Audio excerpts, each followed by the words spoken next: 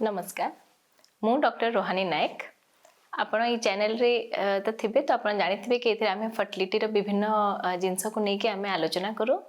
आज सेमती गोटे इंपोर्टेंट जिंस विषय कथा हबा आईवीएफ प्रेगनेंसी विषय जो मनकर आईवीएफ हो जाए तापर प्रेगनेंसी रे कोन करिया कथा नुह से विषय आलोचना करबा। आ हमर चैनल को सब्सक्राइब करू थांतु एमती विभिन्न वीडियो गुडा देखु थांतु।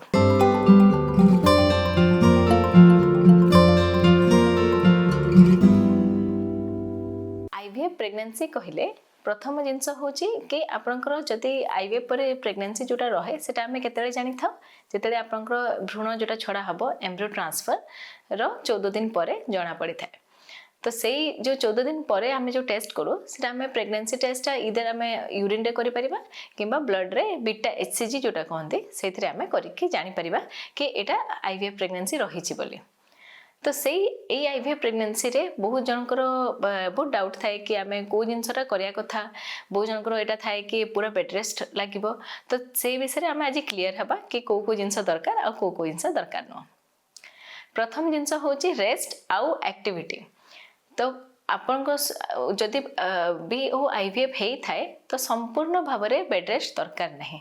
आपनकर भ्रूण जोटा एम्ब्रियो ट्रांसफर परे 2 ରୁ 3 दिन भितर भ्रूणटा लाखी थाए से 2-3 दिन बहुत इंपोर्टेंट जो थरे कि आपन को टिके बेसी रेस्ट दरकार एवं आपन टिके बेसी प्रिकॉशंस रे रहिया दरकार।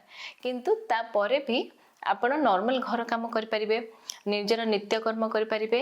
हेवी एक्टिविटी हमें अवॉइड करू जेमते कि भारी जिंस उठेबा जंप कि जॉगिंग कि बहुत जोर रे चला चली करबा एगुडा सब हमें अवॉइड करू।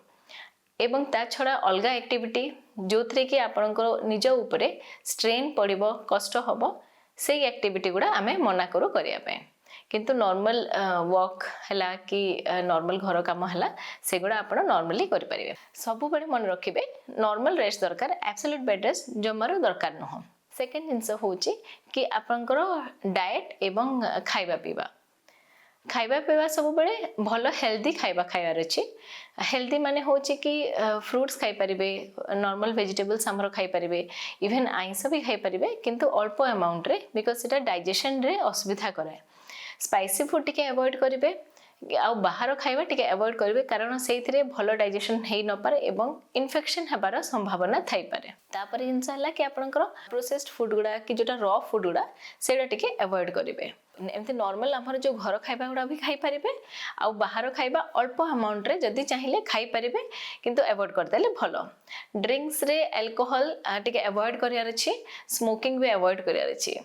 ता छड़ा आपण भलो माने सप्लीमेंट युक्त खाद्य गुडा सब नै परिबे।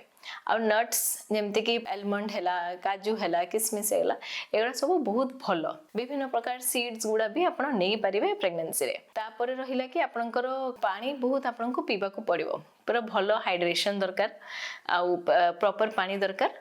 बेसी दिन को जमती 3-4 लीटर एटलिस्ट पी परिबा कथा जदि भी न होची तो जेतिकी हेई पारुची सेतिकी पानी पीबे। ता छड़ा होची खाइबारे आमे जनरली सब जिंस माने अलाउ करू खाली पपाया और पाइनएप्पल छड़ा ए दुटा जिंस रे टिके प्रेगनेंसी बेल को ए दुटा जिंस मना करथाउ एवं हाई कैफीन माने बेसी अमाउंट रो कॉफी कि चा को मना करथाउ किंतु नॉर्मल चा कॉफी आपण पी परिबे आ किछि असुविधा होबनी। तृतीय जिनस हला आपनकर जो कौन कौन मेडिसिन्स तो आपनकर डॉक्टर आपनको प्रेस्क्राइब करथिबे। हमरो केतरा फिक्स मेडिकेशंस थाए जोटा कि आपनको निहाती नेबा दरकार से भितरे गोटे तो इंपोर्टेंट फॉलिक एसिड आसे जोटा कि सब स्त्री लोक माने प्रेगनेंसी पूर्व नेबा दरकार एवं तापरे केतरा प्रोजेस्टेरोन आ अलगा मेडिकेशन आपनको डॉक्टर निहाती एडवाइस करथिबे सेटा को आपण ठीक टाइम रे ठीक शेड्यूल हिसाब रे फॉलो करिवे। आ गोटे 4th नंबर जिनस रहिला कि आपनकर स्ट्रेस एवं इमोशंस गुडा आईवीएफ रे बहुत गुडा बहुत वर्ष धरि कि प्रेगनेंसी रही न थाए एवं जेते बेले रहे आमे देखिछु कि बहुत गुडा पेशेंट बहुत एंग्जियस थांती बहुत स्ट्रेस रे थांती किछि यदि हे जाउछि तो एई सब जिनस गुडा को आपण अवॉइड करिवे।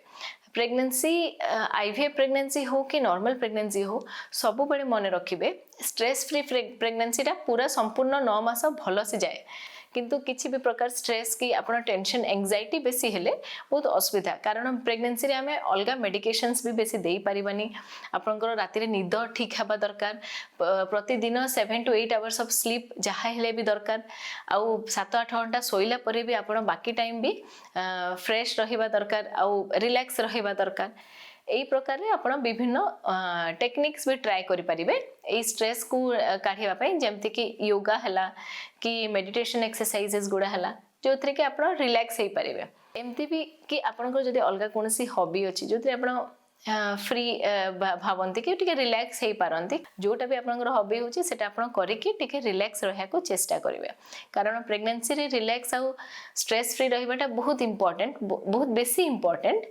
एवं आपनकर पूरा प्रेगनेंसी बहुत भलो से जाए जदि आपण स्ट्रेस फ्री रहउथांती।